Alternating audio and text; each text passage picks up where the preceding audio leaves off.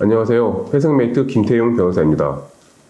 개인이 빚을 지고 있을 때 그 빚을 줄여주거나 안 갚아도 될 수 있게 해주는 법제대로 개인 회생과 개인 파산이 있습니다.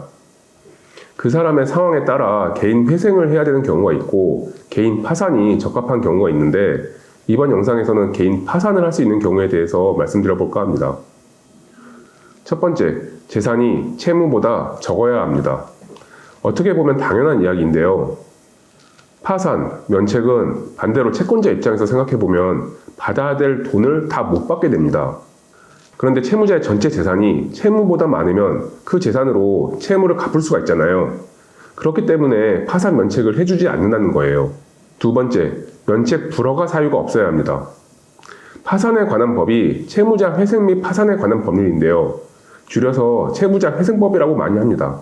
그런데 채무자회생법 제564조를 보면 이러이러한 경우에는 원칙적으로 면책 허가를 하지 못하도록 되어 있습니다. 면책이 뭐냐면 쉽게 말씀드려서 빚을 갚을 책임을 면제해 준다는 것인데 파산의 목적이라고 할 수 있죠. 그래서 파산 신청을 할 때 면책 신청도 같이 합니다. 그런데 파산 선고는 됐는데 면책 불허가가 나와버리면 이건 낙동강 오리알이 돼버릴 수 있겠죠. 따라서 신청 단계에서부터 면책 불허가 사유가 있는지 이걸 꼭 체크를 해야 됩니다. 그럼 면책 불허가 사유로 뭐가 있냐? 여러 가지가 있는데 주로 법원을 속이려고 하는 것들이라고 할 수 있습니다. 예를 들어 파산 및 면책 신청하기 전에 계좌에 있던 돈을 가족 명의로 빼놓거나 갖고 있던 부동산을 싸게 팔아서 그 현금을 어디다가 또 숨겨놓거나 이런 것들이 해당될 수 있고요. 또 예를 들면 갚을 빚이 쌓여있는 상황이 되자 인생 역전 노린다고 하면서 갖고 있는 재산으로 전부 도박을 했다가 다 날렸어요. 이런 경우도 면책 불허가 사유에 해당될 수 있습니다. 그 밖에도 면책 불허가 사유가 여러 가지가 있기 때문에 사전에 잘 체크하셔야 됩니다. 세 번째, 개인 파산에서는 신청자의 근로 능력이 있는지를 좀 따져봅니다.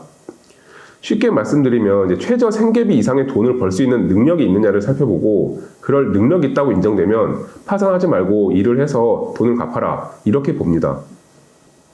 이렇게 근로 능력이 있다고 보는 경우에는 파산 및 면책 신청을 했어도 개인 회생으로 보낼 수가 있습니다.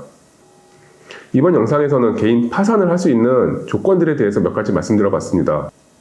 개인 회생이든 개인 파산이든 은행 거래 내역부터 해서 다양한 많은 자료들을 법원에 제출해야 되고 법원에서도 그 자료들을 생각하시는 것보다 꼼꼼히 살펴봅니다. 그렇기 때문에 개인 회생이나 개인 파산을 생각하고 계시다면 아무래도 전문가와 함께 하시는 것이 그 가능성과 효율성을 높이는 데 도움이 될 수가 있고요. 빚 때문에 스트레스만 받고 계시지 마시고 일단 저희와 상담부터 받아보시기 바랍니다. 그럼 연락주세요. 감사합니다.